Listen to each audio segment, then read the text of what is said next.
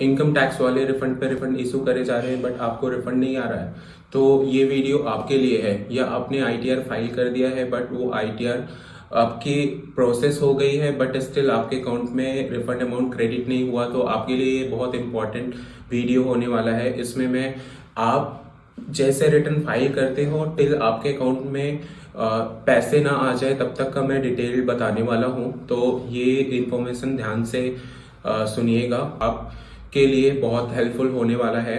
तो जैसे ही हम रिटर्न टाइम से फाइल करते हैं तो हमारा return income tax CPC Bengaluru को भेजता है, जो सेंट्रल प्रोसेसिंग यूनिट होता है वो हमारा रिटर्न प्रोसेस करता है, टेक्नोलॉजी का यूज करता है। वो हमारा रिटर्न जो हम AIS या हमारा 26 AS में जो TDS TCS या कोई भी ये सेफ्टी स्पेशल नेचर के ट्रांजेक्शन्स वगैरह होते हैं, उसको टेक्नोलॉजी ड्रिवन तरीके से हमने जो ITR में गवर्नमेंट को, जो इनकम टैक्स डिपार्टमेंट को वॉलंटरी इंफॉर्मेशन दिया, और वो थ्रू टेक्नोलॉजी वो क्या करेगा कि जो भी AIS में नंबर्स है, जो आपके 26 AS में नंबर्स है, उसको मैप करेगा, कोई स्पेशल ट्रांजेक्शन है उसको मैच करेगा, और आपने जो रिटर्न फाइल किया है थ्रू उनका प्रोसेसिंग मैच हो जाएगा तो वो आपका रिटर्न प्रोसेस कर देंगे।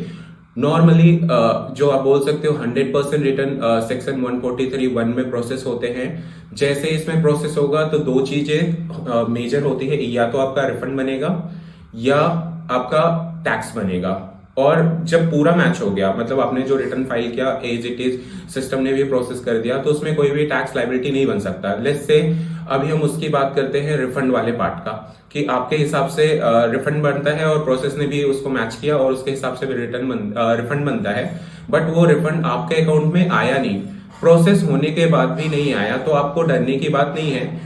इनकम टैक्स डिपार्टमेंट अभी धमाधम रिफंड इशू कर रहा है, बट आपके अकाउंट में नहीं आया तो उसके कुछ मेजर रीजन हो सकते हैं ना आने का।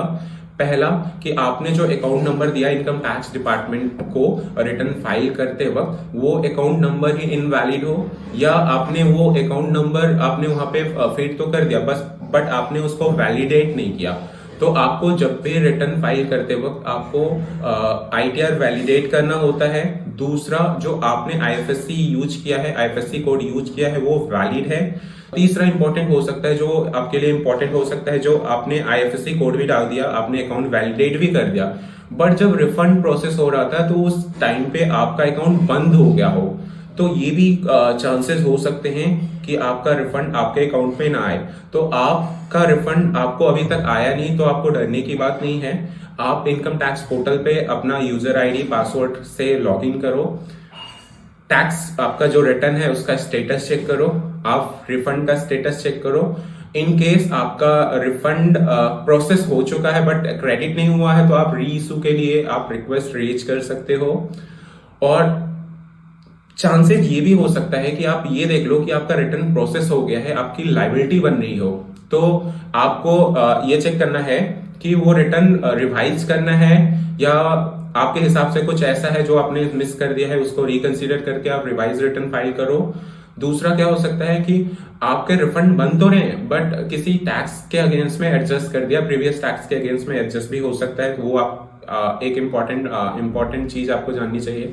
या हो सकता है कि कोई प्रीवियस डिमांड हो, उसके अगेंस्ट में पूरा का पूरा आपका रिफंड जो प्रोसेस हुआ है वो एडजस्ट हो गया, इस वजह से आपके अकाउंट में नहीं आया। तो आपको डरने की बात नहीं है। गवर्नमेंट अभी दिवाली के बाद से तो बिल्कुल ही जो रिफंड प्रोसेस है इसमें हेल्प कर रहा है, काफी एक्सपीडियस वे में रिफंड प्रोसेस हो जाए, सबके अकाउंट्स में आ जाए। दूसरा, आपको एक इम्पॉर्टेंट चीज जानना चाहिए कि गवर्नमेंट तो प्रमोट कर रहा है रिफंड्स जल्दी अकाउंट्स में आ जाए, उसके अलावा कई बार क्या होता है कि हमने रिटर्न फाइल किया, रिफंड उसमें दिख रहा था एक्नॉलेजमेंट, और वेट कर रहे हैं कि रिफंड आएगा, हमारा ITR प्रोसेस नहीं हुआ। कई बार क्या होता है कि जब 26 AS और AIS या फिर SFT से जो डेटा आया होता है उसको जब मैच करता है सिस्टम CPC, तो कई बार क्या होता है कि उनको लगता है कि नहीं यार, जो आपने अकाउंट रिटर्न फाइल किया है गलत फॉर्म में फाइल कर दिया, कुछ इनकम्स आपके बिजनेस के थे, आपने सैलरी इनकम का फाइल कर रखे हैं, तो ऐसे मिसमैच हो सकता है। तो आपको डिफेक्टिव का 139(9) का नोटिस भी आ सकता होगा। तो आपको चेक करना है, डिफेक्टिव का आया है तो आपको जो with in specified limit time का लिमिट होता है नॉर्मली 15 डेज, उसमें उस टाइम लिमिट में आपको उसको रिवाइज करना होता है। और आपने वो रिवाइज कर दिया तो आपका ये मान लिया जाएगा कि आपका रिटर्न वैलिड है। तो फटाफट जाओ अपने इनकम टैक्स पोर्टल पे लॉगिन करो, रिफंड का स्टेटस चेक करो, नहीं आया तो रीजन पता करो। स्टिल आपको हमारी हेल्प चाहिए रहेगी तो आप कमेंट करो, हम आपको हेल्प करेंगे।